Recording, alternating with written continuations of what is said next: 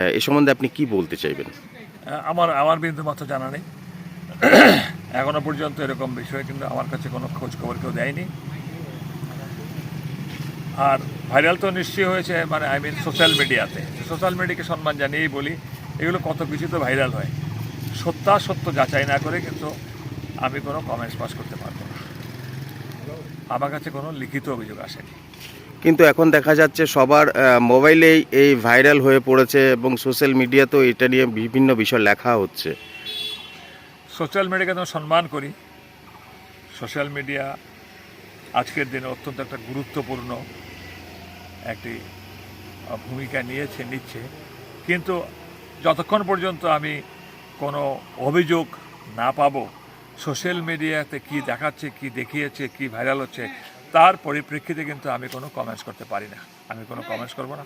আমার কাছে অভিযোগ আসুক, তদন্ত হবে, এবং বিধানসভার যে রুলস অ্যান্ড প্রসিডিওর আছে, তদন্ত হলে পরে সে বিধানসভার রুলস অ্যান্ড প্রসিডিওর মোতাবেক এগোনো যাবে।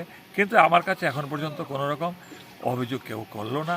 এই প্রথম আমি একজন সাংবাদিক বন্ধুর থেকে আমি শুনলাম যে এরকম একটা ঘটনা ঘটেছে। বিন্দু বিষয়কে আমি জানি না।